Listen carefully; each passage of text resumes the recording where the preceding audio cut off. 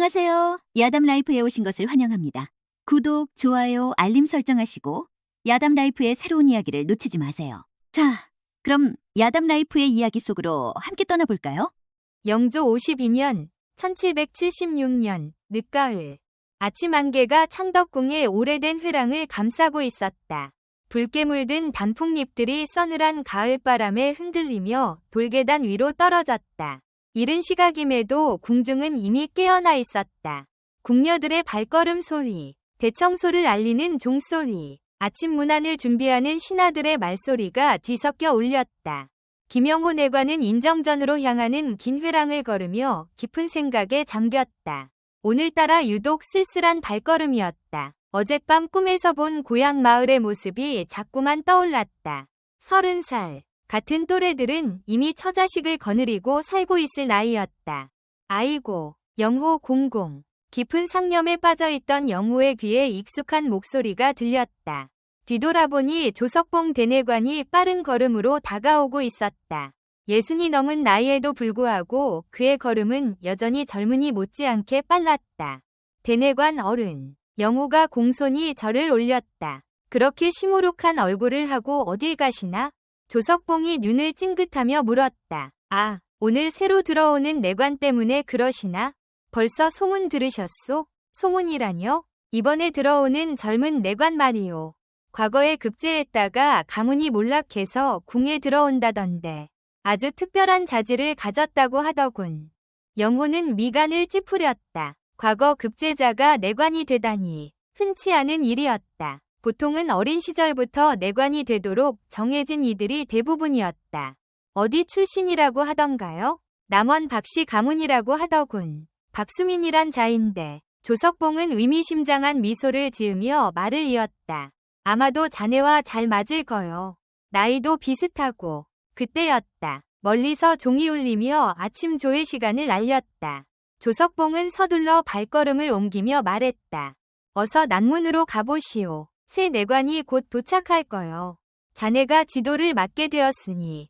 영호는 고개를 끄덕이고 난문으로 향했다. 아침 안개가 걷히기 시작하며 따스한 가을 햇살이 회랑을 비추었다. 난문에 도착하자 한 사람이 이미 그곳에 서 있었다. 연한 하늘색 내관복을 입은 가녀린 체구의 사람이었다. 바람에 살짝 흔들리는 검은 머리카락, 곧게 편 어깨, 그리고 묘하게 우아한 자태. 새로 오신 분이십니까? 영호의 말에 그 사람이 천천히 돌아섰다. 순간 영호의 숨이 멎는 것 같았다. 까만 눈동자는 마치 깊은 호수처럼 신비로웠고 하얀 피부는 첫눈처럼 순결해 보였다. 붉은 입술은 아침 이슬 맺힌 동백꽃을 연상케 했다. 한마디로 너무나 아름다웠다. 소위는 박수민이라 하옵니다. 맑고 청아한 목소리가 울렸다. 그 목소리에는 어딘가 특별한 것이 있었다. 마치 봄날 아침 새소리처럼 경쾌하면서도 가을 저녁 풀벌레 소리처럼 은은했다. 아, 그러시군요. 소위는 김영호라 하옵니다. 앞으로 지도를 맡게 되었사옵니다. 영호는 자신의 목소리가 살짝 떨리는 것을 느꼈다. 이상한 일이었다. 궁중생활 3년 동안 한 번도 느끼지 못했던 감정이 가슴 한켠에서 움틀거렸다.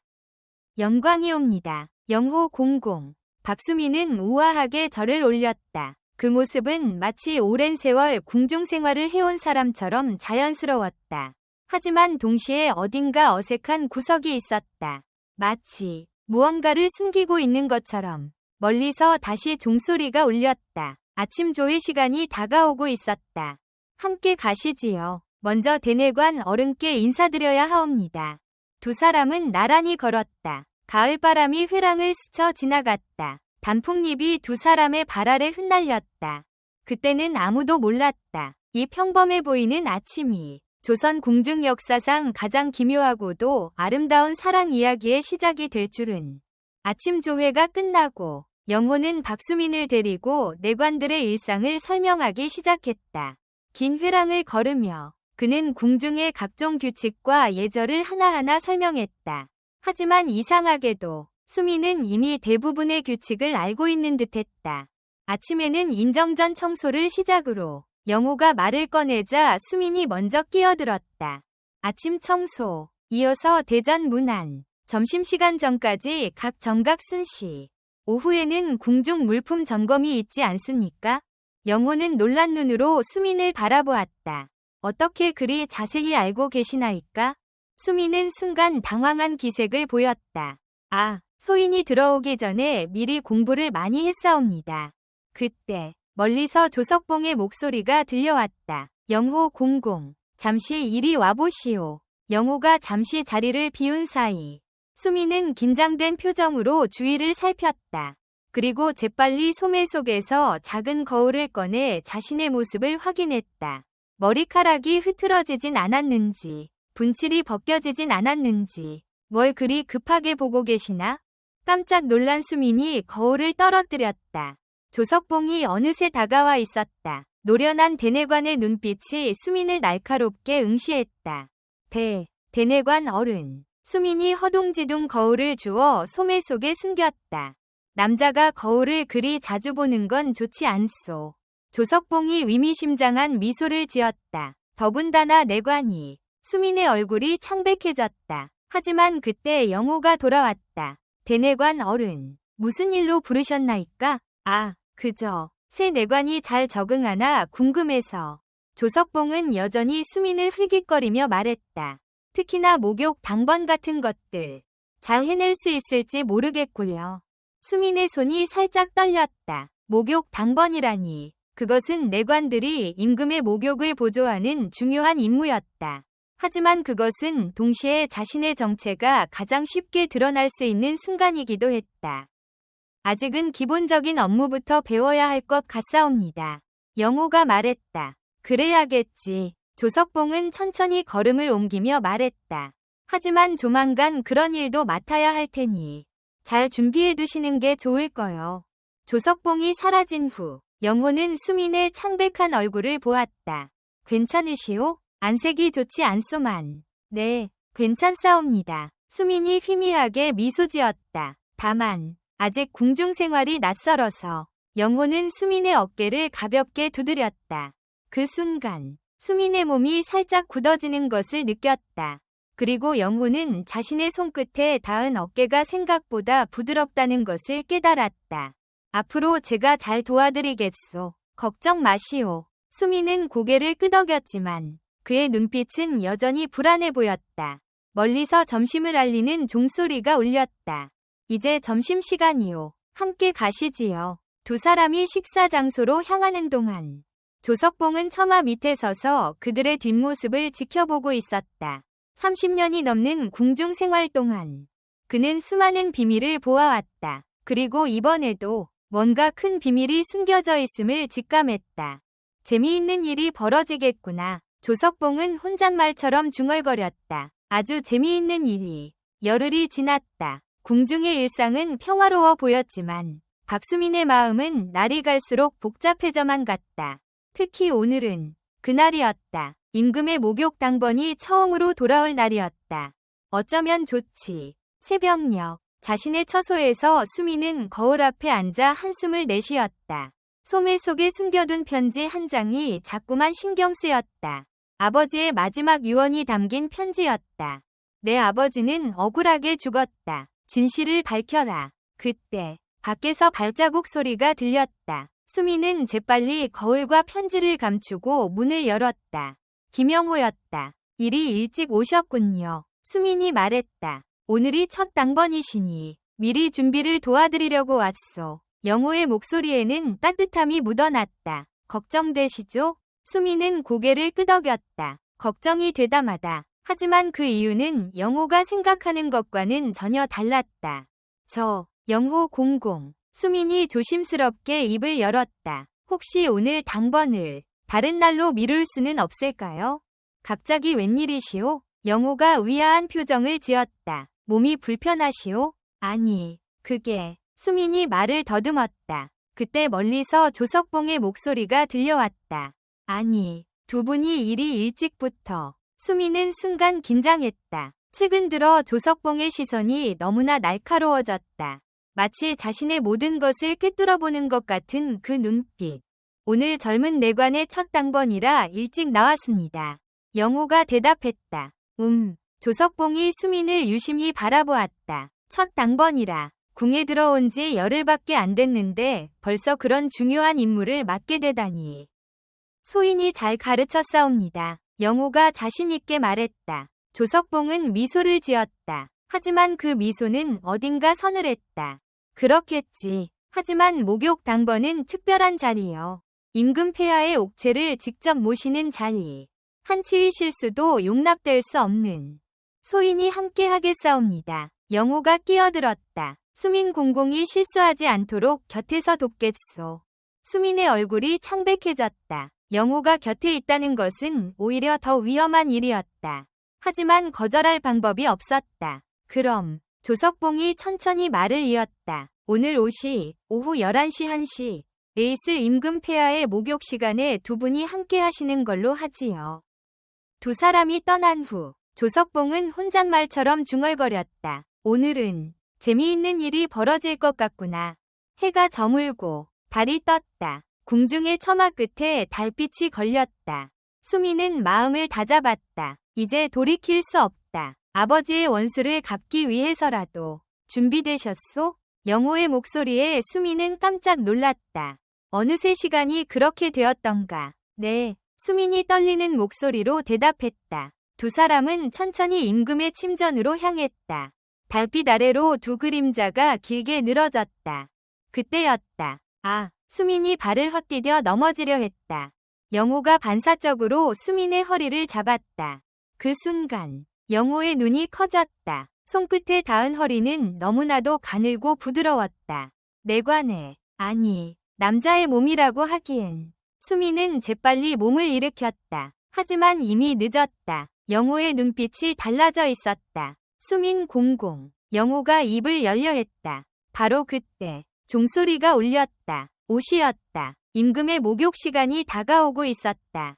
수민의 손이 떨렸다. 이제 어쩌면 좋을까? 이대로 도망칠까? 아니면 달빛이 구름에 가려졌다. 오늘 밤 무언가가 바뀌리라는 예감이 공기 중에 감돌았다.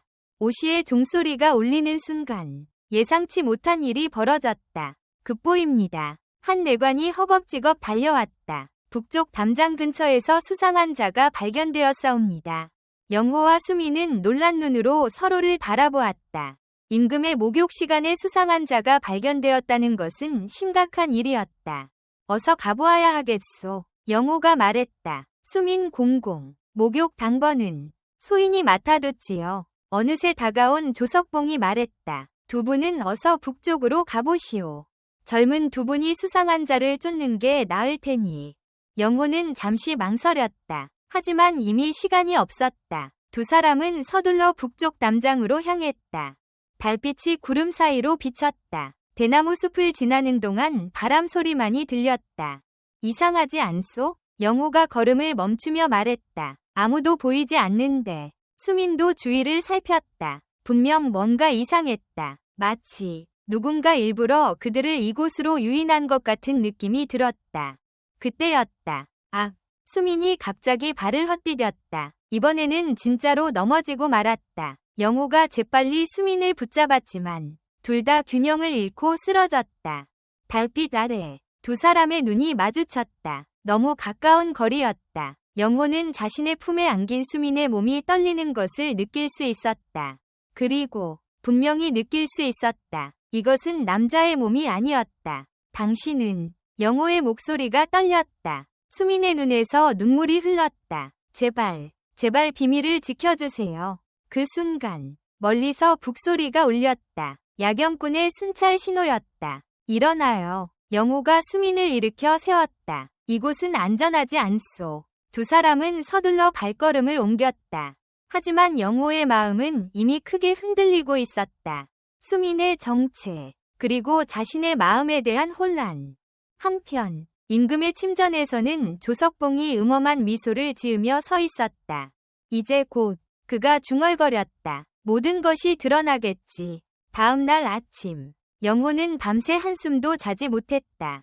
어젯밤의 일이 자꾸만 떠올랐다. 수민의 눈물 젖은 얼굴, 그 떨리는 목소리, 그리고 무엇보다 자신의 마음속에서 일어나는 격렬한 감정들. 영호 공공, 아침 조회 시간. 수민이 조심스럽게 다가왔다. 평소와 다름없는 모습이었지만 둘 사이의 공기는 이미 달라져 있었다. 어젯밤 일은 수민이 입을 열려 했다. 그때 궁중 여인들의 비명소리가 들렸다. 큰일 났사옵니다. 대조전 뒤뜰에서 시신이 발견되었사옵니다. 모든 이들이 그곳으로 달려갔다. 영호와 수민도 서둘러 뒤뜰로 향했다. 시신 앞에서 조석봉이 서 있었다. 그의 표정이 심상치 않았다. 이자는 조석봉이 천천히 말했다. 박판서의 마지막 신복이었던 자요. 수민의 얼굴이 창백해졌다. 박판서. 그것은 다름 아닌 자신의 아버지였다. 그리고 조석봉이 시신 옆에 놓인 편지 한 장을 들어보였다.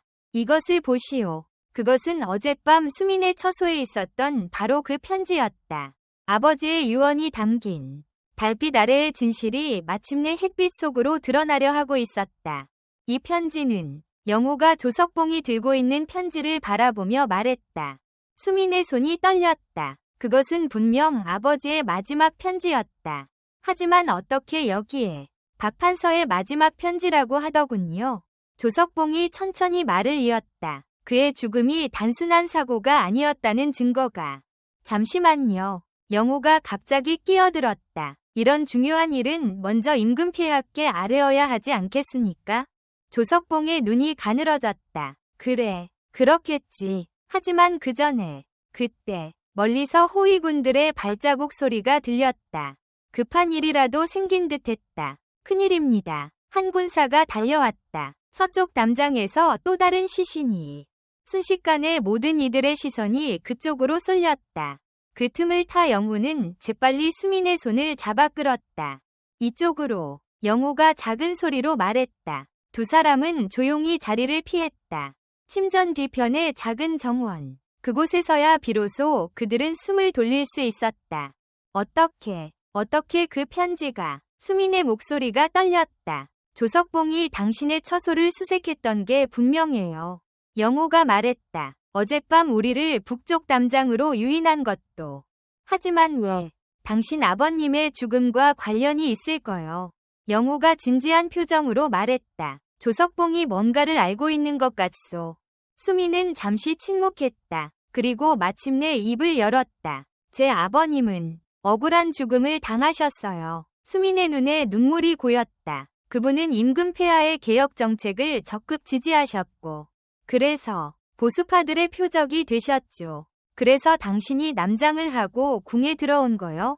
영호가 물었다. 수민이 고개를 끄덕였다. 진실을 밝히고 싶었어요. 하지만 이제는 제가 오히려 위험에 처한 것 같아요. 영호는 잠시 생각에 잠겼다. 그리고 갑자기 수민의 손을 꽉 잡았다. 제가 돕겠소. 네. 당신의 아버님이 누명을 쓰셨다면 반드시 진실을 밝혀야 하오. 영호의 눈빛이 단호했다. 그리고 당신을 지키고 싶소. 달빛이 두 사람의 얼굴을 비추었다. 수민은 영호의 눈빛에서 진심을 읽을 수 있었다. 하지만 위험해요. 수민이 말했다. 당신까지 위험에 빠질 수는 이미 늦었소. 영호가 미소 지었다. 당신의 비밀을 알게 된 순간부터 제 운명은 당신과 함께하기로 정해졌소. 그때 멀리서 다시 소란스러운 소리가 들렸다. 이상하지 않소? 영호가 말했다. 하루 사이에 두 구의 시신이라니. 마치 누군가 일부러 혼란을 만드는 것 같아요. 맞소. 우리는 조심해야 해요. 영호가 말했다. 조석봉뿐만 아니라 궁 안의 모든 이들을 의심해야 할 거요. 그때 달빛 아래로 한 그림자가 스쳐 지나갔다. 누군가가 그들의 대화를 엿듣고 있었던 것일까? 서둘러요. 영호가 말했다. 지금은 평소처럼 행동하는 게 중요해요. 그리고 밤에 다시 만나요. 제가 찾아가겠소. 수민은 고개를 끄덕였다. 두 사람은 서로 다른 방향으로 흩어졌다. 한편 조석봉은 대조전 앞에서 음침한 미소를 지으며 서 있었다. 이제 곧 그가 중얼거렸다. 모든 것이 제자리를 찾아갈 것이다. 그의 손에는 또 다른 편지가 들려 있었다. 그리고 그 편지 속에는 아무도 모르는 충격적인 진실이 담겨 있었다. 밤이 깊어갔다. 창덕궁의 처마 끝에 달빛이 걸렸다. 영호는 약속대로 수민의 처소로 향했다. 하지만 그곳에서 예상치 못한 광경을 목격했다. 이게 무슨... 수민의 방은 완전히 뒤집혀 있었다. 누군가가 급하게 무언가를 찾은 흔적이 역력했다. 수민 공공. 영호가 조심스럽게 방 안을 살폈다.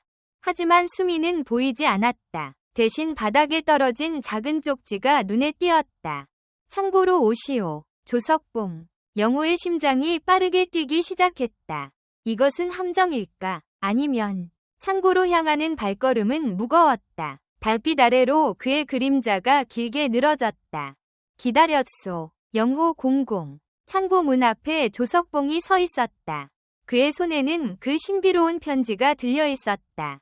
수민은 어디 있소? 영호가 물었다. 걱정 마시오. 안에 있소. 조석봉이 미소 지었다. 하지만 그 전에 이것을 보시오. 조석봉이 건넨 편지. 그것은 20년 전 쓰여진 것이었다. 폐하. 신은 이 편지를 통해 고백하고자 합니다. 20년 전 궁에서 일어난 화재. 그것은 결코 사고가 아니었습니다. 그날 밤, 신은, 이것은, 영호의 눈이 커졌다. 그래, 조석봉이 천천히 말을 이었다. 박판서의 부친이 쓴 편지요. 20년 전 궁중 화재 사건의 진범이 그였다는. 그때, 창고 안에서 소리가 들렸다. 거짓말이에요. 수민의 목소리였다. 곧이어 창고문이 열리며 수민이 뛰쳐나왔다. 그녀의 얼굴은 눈물로 범벅이 되어 있었다. 할아버님은 결코 그런 일을... 수민의 말이 끊겼다. 그녀는 그제서야 자신이 여자의 목소리로 소리쳤다는 것을 깨달았다. 조석봉의 입가에 승리의 미소가 번졌다. 이제 모든 것이 드러났군. 하지만 바로 그때였다. 멈추시오. 한 중년의 내관이 급하게 달려왔다. 임금의 시독관이었다. 조석봉. 시독관이 날카로운 목소리로 말했다. 그 편지는 가짜요. 당신이 위조한... 뭐라고? 조석봉의 얼굴이 창백해졌다. 20년 전 화재의 진범은 다름 아닌 당신이었소. 그리고 박판서는 그 사실을 알아내려 했기에 순식간에 상황이 역전되었다. 조석봉의 얼굴이 일그러졌다. 그래서 수민이 소리쳤다. 그래서 아버지를... 조석봉이 갑자기 비웃었다. 너무 늦었다. 그가 품에서 무언가를 꺼내들었다. 작은 폭죽이었다. 이대로 모두 함께 사라지는 게. 하지만 그의 말은 끝나지 못했다. 영호가 재빨리 달려들어 조석봉의 손에서 폭죽을 쳐냈다. 조석봉이 비틀거리며 뒤로 물러났다. 하지만 그의 발이 돌뿌리에 걸렸다. 그리고 조심하시오. 영호가 소리쳤지만 이미 늦었다. 조석봉의 몸이 창고 뒤편의 절벽으로 떨어졌다. 이제 끝난 건가요? 수민이 떨리는 목소리로 물었다. 시독관이 고개를 저었다. 아니요. 아직 끝나지 않았소. 이제부터가 진짜 시작이오. 무슨 뜻이신지. 조석봉의 뒤에는 더 큰 세력이 있소. 그들이... 시독관의 말이 채 끝나기도 전에 멀리서 경종이 울렸다. 궁의 침입자가... 밤하늘에 붉은 불빛이 번졌다. 그리고 그 불빛 속에서 수많은 그림자들이 움직이기 시작했다. 붉은 불빛이 궁중을 밝혔다. 멀리서 혼란스러운 함성이 들렸다. 어서 이쪽으로. 시독관이 영호와 수민을 이끌었다. 임금 폐하께서 계신 곳으로 가야 합니다. 세 사람은 어둠 속을 달렸다. 궁중은 이미 아수라장이 되어 있었다. 궁녀들의 비명소리, 군사들의 발걸음 소리, 그리고 어딘가에서 들려오는 칼부딪히는 소리. 기다리십시오. 영호가 갑자기 걸음을 멈췄다. 이상하지 않습니까? 어떻게 이렇게 많은 침입자가 한꺼번에. 맞습니다. 시독관이 낮은 목소리로 말했다. 이것은 단순한 침입이 아닙니다. 반란이지요. 반란이라뇨? 수민의 눈이 커졌다. 보수파들이 움직이기 시작했소. 조석봉은 그들의 한 끄트머리일 뿐이었고 시독관의 말이 이어졌다. 그들은 폐하의 개혁 정책을 막으려 하오. 그리고 당신의 아버님은 그들의 계획을 알아내셨던 거군요. 수민이 떨리는 목소리로 말했다. 그때 갑자기 어둠 속에서 검은 그림자들이 나타났다. 자객들이었다. 물러나시오. 영호가 수민을 감쌌다. 시독관이 재빨리 검을 꺼내들었다. 두 분은 어서 가십시오. 제가 맡겠소. 하지만 가시오. 폐하께서 기다리고 계실 것이오. 영호는 수민의 손을 잡아 달리기 시작했다. 뒤에서 칼부딪히는 소리가 들렸다. 달빛이 구름에 가려졌다가 다시 나타났다. 그 불안정한 빛 속에서 두 사람은 계속 달렸다. 영호 공공. 수민이 숨을 몰아쉬며 말했다. 저는 이제 괜찮소. 영호가 수민의 손을 더욱 꽉 잡았다. 당신은 이제 혼자가 아니오. 그때였다. 거기 서시오. 앞에 또 다른 자객들이 나타났다. 이번에는 도망갈 곳이 없었다. 뒤로 물러나시오. 영호가 수민을 감쌌다. 안 됩니다. 수민이 영호의 팔을 잡았다. 당신까지 다치시면. 자객들이 천천히 다가왔다. 그들의 칼날이 달빛에 번뜩였다. 그 순간 예상치 못한 일이 벌어졌다. 감히 궁중에서 임금의 목소리였다. 어느새 이영조가 친위대를 이끌고 나타난 것이다. 폐하, 모두가 놀란 목소리로 외쳤다. 짐은 알고 있었다. 임금이 위험 있는 목소리로 말했다. 박판서의 죽음부터 모든 것을. 자객들이 당황한 기색을 보였다. 하지만 그들의 수장으로 보이는 자가 앞으로 나섰다. 폐하, 이미 늦었습니다. 대신들? 임금이 차가운 목소리로 말을 이었다. 지금 창덕궁 바깥에는 우리 군사들이 포진해 있다. 그리고 반란에 가담한 대신들은 임금의 말이 채 끝나기도 전에 멀리서 종소리가 울렸다. 그것은 승리를 알리는 신호였다. 이제 임금이 수민을 바라보았다. 박판서의 딸이었구나. 수민은 놀라서 고개를 들었다. 임금이 자신의 정체를 알고 있었다니. 짐은 늘 알고 있었다. 임금이 부드러운 목소리로 말했다. 그리고 내 아버지의 충정도. 그때 갑자기 자객의 수장이 숨겨둔 단검을 꺼내들었다. 안 됩니다. 영호가 수민을 밀어내고 그 자리에 섰다. 단검이 그의 어깨를 관통했다. 영호야. 수민의 절규와 함께 친위대가 재빨리 자객들을 제압했다. 달빛이 다시 구름 사이로 사라졌다. 폭풍 같았던 밤이 저물어가고 있었다. 하지만 아직 이야기는 끝나지 않았다. 봄이 왔다. 창덕궁의 매화나무에 꽃이 피기 시작했다. 그날의 폭풍 같은 밤이 지난 지도 어느덧 3개월. 궁중은 다시 평화를 되찾았다. 오늘 좋은 소식이 있을 것 같소. 영호가 수민에게 말했다. 그의 어깨는 이제 거의 나았지만 깊은 상처 자국이 남아있었다. 그러시길 바라요. 수민이 미소 지었다. 두 사람은 나란히 대조전으로 향했다. 오늘은 임금이 박판서의 사건에 대한 최종 판결을 내리는 날이었다. 대조전에 도착하자 시독관이 그들을 맞이했다. 그의 얼굴에는 안도의 미소가 어려 있었다. 들어가시지요. 폐하께서 기다리고 계십니다. 대조전 안으로 들어서자 임금 이영조가 온화한 미소로 그들을 맞이했다. 박수민. 임금이 입을 열었다. 이제 내 아버지의 누명이 벗겨졌다. 수민의 눈에 눈물이 고였다. 20년 전 궁중 화재 사건부터 보수파의 반란 계획까지 모든 것이 밝혀졌다. 임금이 계속 말했다. 내 아버지는 진정한 충신이었다. 감사하옵니다. 폐하. 수민이 깊이 절을 올렸다. 그리고 임금이 잠시 말을 멈추었다가 영호를 바라보았다. 김영호. 네, 폐하. 그대의 충성과 용기에 대해서도 짐이 잘 알고 있다. 임금의 목소리가 부드러워졌다. 그리고 그대들의 마음도. 영호와 수민은 놀란 눈으로 서로를 바라보았다. 사랑이란. 임금이 천천히 말을 이었다. 때로는 신분과 관습의 벽을 넘어서기도 하는 법이지. 폐하. 영호가 떨리는 목소리로 말했다. 저희는. 김영호. 임금이 단호한 목소리로 말했다. 오늘부로 그대는 내관직에서 해임되어 문신의 지위를 받을 것이다. 순간 대조전 안이 조용해졌다. 그리고 박수민. 임금이 수민을 바라보았다. 그대는 이제 궁녀의 신분을 벗어나 아버지의 자귀를 이어받게 될 것이다. 두 사람의 눈이 커졌다. 이것이. 임금이 미소 지었다. 짐이 그대들에게 주는 선물이자 축복이다. 봄바람이 대조전 안으로 불어들었다. 매화 꽃잎이 창문을 통해 날아들어 두 사람의 발 앞에 떨어졌다. 이제 영호가 수민의 손을 잡았다. 더 이상 숨길 필요가 없소. 수민의 눈에서 눈물이 흘렀다. 하지만 이번에는 기쁨의 눈물이었다. 한 달 후, 봄비가 내리는 날이었다. 창덕궁 후원에서 조용한 혼례식이 열렸다. 임금이 직접 주관한 혼례였다. 생각해보면 영호가 수민에게 속삭였다. 처음 만났을 때부터 이미 운명이었나 봅니다. 수민이 미소 지었다. 그때는 제가 남장을 하고 있었잖아요. 하지만 제 마음은 이미 영호가 수민의 손을 꼭 잡았다. 당신의 진짜 모습을 알고 있었던 것 같소. 봄비가 그치고 무지개가 떴다. 궁중에는 이후로도 오랫동안 이 이야기가 전해져 내려왔다. 신분과 편견을 뛰어넘은 사랑의 이야기.